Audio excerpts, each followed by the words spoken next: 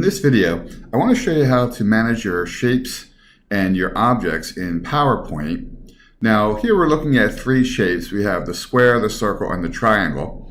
Now, these techniques will also work with pictures or any kind of objects that might be in your PowerPoint slide.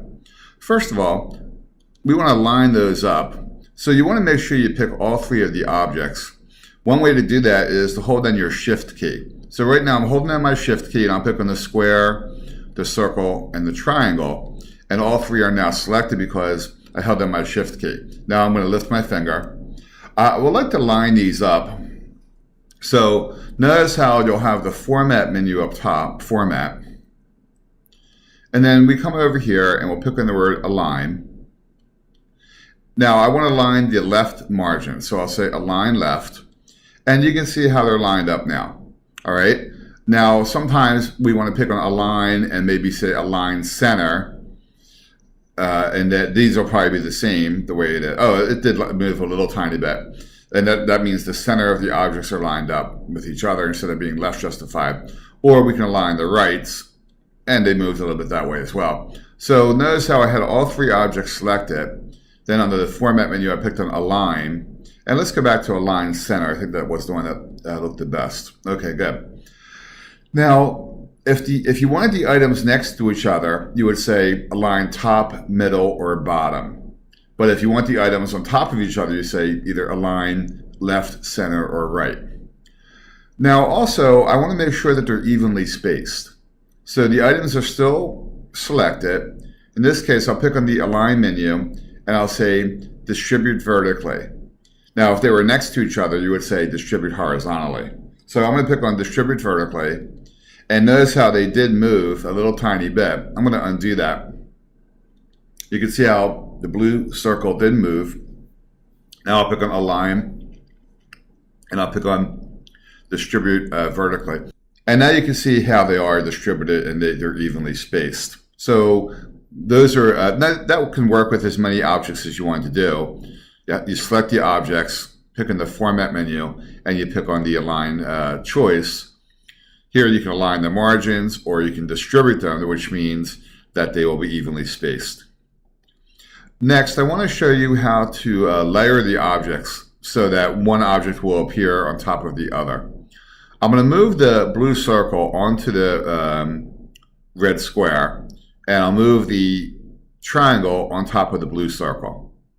Now you can clearly see that the triangle is covering the circle and the circle is covering the square. So what if I wanted the circle to be up front? I'm going to right click on the circle and then you say bring the front.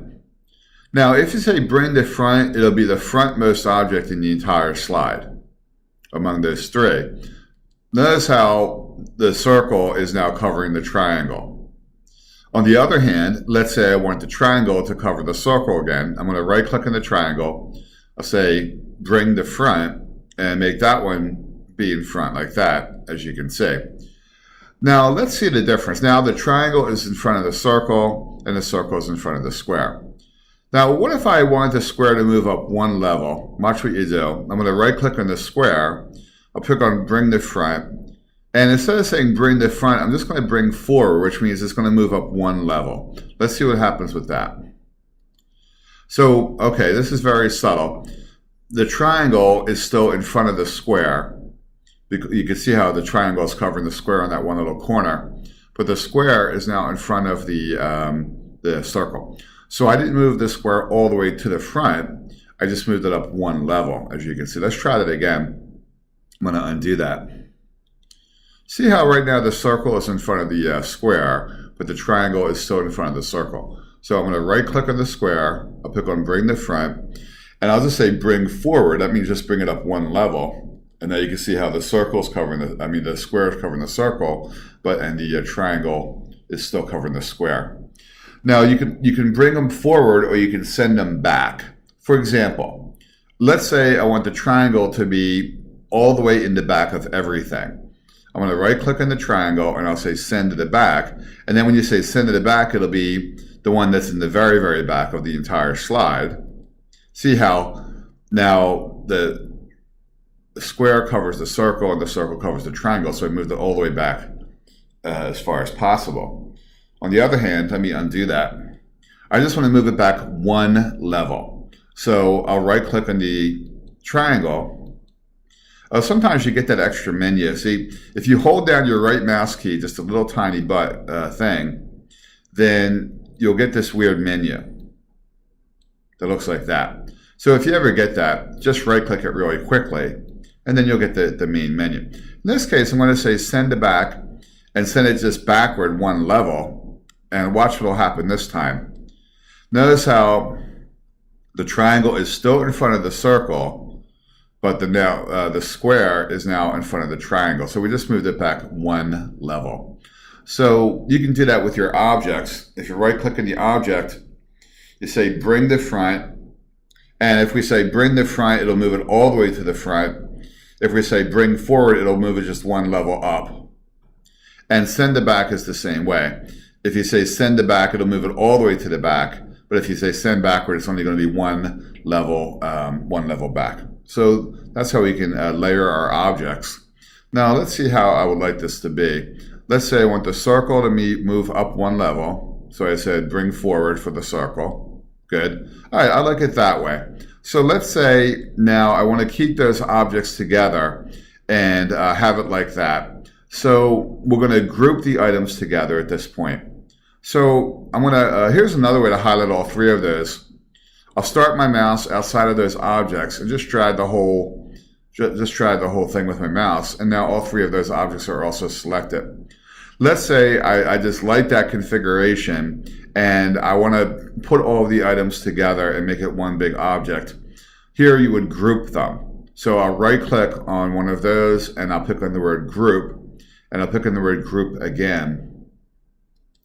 And notice actually now it's one big object. See, when I move things around, they all move together. It's become one big object because I grouped them together. Now, when you save this PowerPoint presentation, those will always be one big object. Now, if you want to make them back to individual objects again, you're going to right click on that, you pick on the word group, and then you'll say ungroup. And then you can see they're back to being individual objects, as you can see. So if I want to put this all together, I'm going to highlight all the objects, right click on one of the objects, and I'll say group, and then group. Now you can see they're one big object again. And if I want to make them individual objects, I'll go right click on that, I'll pick on group, and I'll say ungroup. And now they're back to being individual. So here, we're going to make sure the objects are lined up horizontally. So I'm going to hold down my shift key and pick all of the objects. Now I'll lift my finger. Then I'll pick on format, align. Now this time, if you want them to be next to each other, you say align top, middle, or bottom. Let's try middle. Good. Now I want to make sure they're evenly spaced, so I'll pick on align, and this time I'll say distribute horizontally. And now you can see they're equally spaced.